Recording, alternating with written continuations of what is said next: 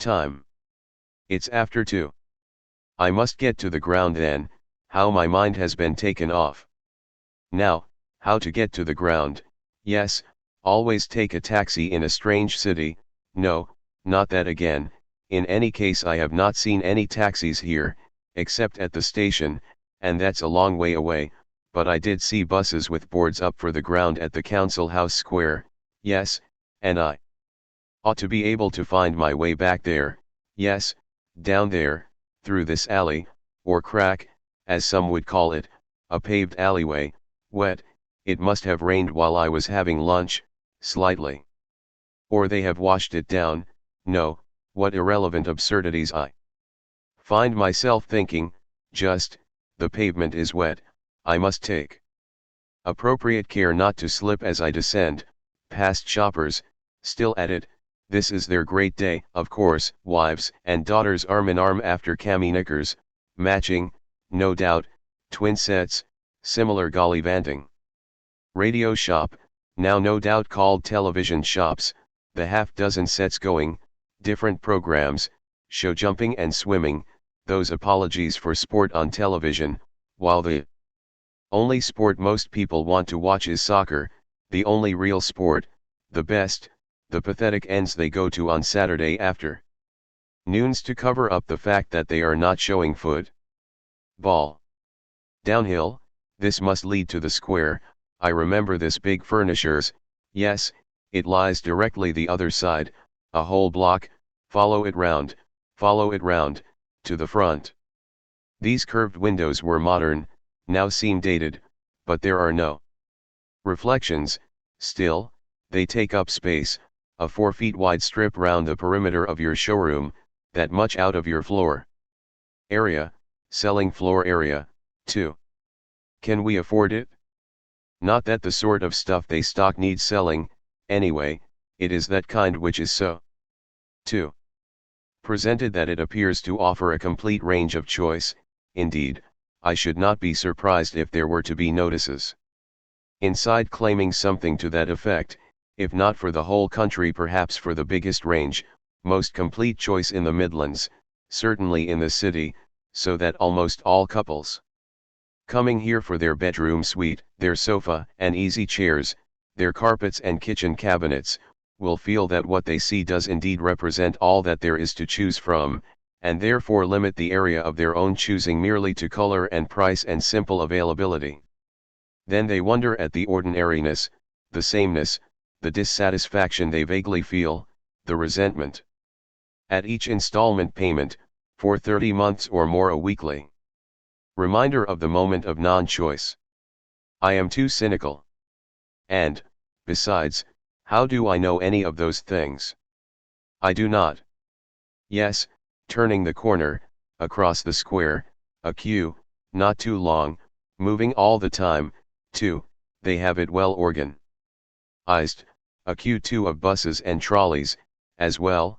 Good, perhaps I shall have the trolley ride I promised myself this morning, if it so happens that I am at the head of the queue when a trolley is there. Dare I wait for one? Would the people behind complain at my delaying? Why should they?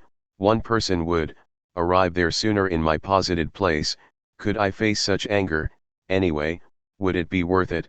The trouble, the possible embarrassment? Buy a paper, yes, football paper. City will have to pull out all the stops today to heat United, with their star-studded forward line containing no less than 3 internationals, but provided City's first has his shooting boots on, it may well he that the local lads will show last year's league runners-up a thing or two for their own loyal crowd at home park this afternoon. Yes indeed. Thank Christ I don't have to write that sort of preliminary speculative, meaningless crap. Just my own kind of crap. Any team changes, that's the important thing. No, doesn't say here. United's team picks itself provided no one's injured, and there were no reports of unfitness in midweek. No lead of any kind here. I shall have to rely on the match to spark something off, or not spark something off, as the case may be. It begins to rain, rain like an extension of the air, wet air, not falling as drops, in material terms, that is, in drops one would call drops. But a fine air mist of wetness, of rain, that makes me blink, that just depresses me one stage further, that does not soak, or give me cause to feel abandoned. Does it? These men on their way to football, they are the same in any city, seem so, generalizations are useless, on their way to any match, their raincoats, their favors, in some cases, the real fan does not need to show his favor by favors, but by his fervor, and so on, the feeling in the heart, for his team, the one team. No, it does not matter, I'll take the bus, as it comes, failed to get that trolley by 20 places, at least, never mind, forego the trolley, the next two are buses, as it happens, as far as I can see.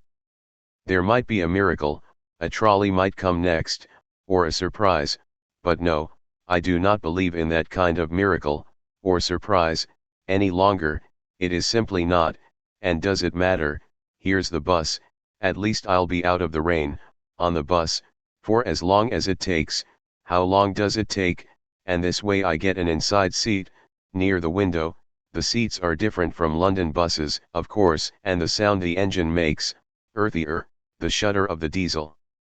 Throughout the whole frame. 4p to the ground, the conductor with the roll of 4-penny tickets, little square tickets. They have on these buses, in this city, keep it, yes, when anyone wants anything other than a 4-penny it puts him out, the conductor, a Pakistani, in this city, quite throws him, for who would not be wanting to go to football, these are football specials, it says so on the front. A widening of the street, a public place, trolley bus wires for a false ceiling, traffic islands with public flower beads, men walking in that set, purposeful way they have when going to a match, so we must be near, it's within walking distance then, now, not a very long journey, could have walked it, yes, could have seen more, to remind me. Across the bridge to the ground, the buses stop this side, for some reason, anti-congestion, perhaps, we flow across the bridge towards the ground, our pace hurried, urgent, for some reason. Our flow, tide mass, as we go past the buttresses of the bridge. In the eddy of each one a seller, of programs, of favors, of newspapers. They're the towers. You see them so often. Now, of recent years they have come to mean a football ground. On the skyline, the floodlight towers, stark scaffolds, light holders, functional, a new feature since my father's time, then. There were no floodlit matches, all games took place in daylight, the winter Saturday afternoon kickoffs used to be at 2:15, which meant an early lunch for us, or no lunch if he was working. Saturday mornings, taking sandwiches to the match and eating them there. Ah, the inevitable comic gauntlet I have to run outside grounds, the photos of my colleagues, on their billboards, the top pop ones even having a man to hold them aloft on a pole, their smooth grins and crinkly hair. Why is it most of them, or a significant proportion, seem to look alike, the heavy mob, armed to the teeth with color and mixed metaphors, ready to defend their principles to the death as long as they do not conflict with their financial interests, the well-paid suits who write their reports from prepared telling phrases, and make the football fit whatever it is they imagine their readers want them to say. At least working for a so-called posh paper. I don't have the embarrassment of seeing my face up there, or my name, either, outside the ground, though in other respects the posh papers are as bad as the wet ones, or even worse, in their unenlightened treatment of those who work for them, the standards, which mere readers do not know about, cannot know of. Or am I envious of these household names, the heavy mob? Christ no, no, it is only the money they take I'm envious of, and I know how they earn that, the bastards, the heavy mob. When shall I see a ground all of a piece, a new ground? All the English grounds I've seen are so piecemeal, are never designed as a whole, except Wembley, and in most ways that's an even worse disaster than this one, which seems to have four sides developed at random, at different times, yet there has been, is, an enormous amount of money in football, thousands of pounds a game, hundreds of thousands a season, the number of people who go, and the players don't get it, were very badly treated until very recently, still are in some respects. It must have been the directors, the owners, who just siphoned offlow all the money but for what they had to leave to keep the things running, and even though they have to give the players something nearer their due, now, they still don't have to spend money on buildings, they see, the swine, still have these corrugated iron sheds and charge extra for that, let the man on the terraces, their chief supporters, the sixpences of the masses, stand out in all weathers. And they do, the stupid bastards. Yet these buildings show them up for what they are, the directors and profiteers of the clubs. There is yet honesty in this, the buildings proclaim that they are cheap jacks, charlatans, who might as if pack their bags overnight and leave, because in the buildings they would be leaving behind them the very minimum that could possibly be left, which does, corrode, disintegrate, rot to pieces every few years.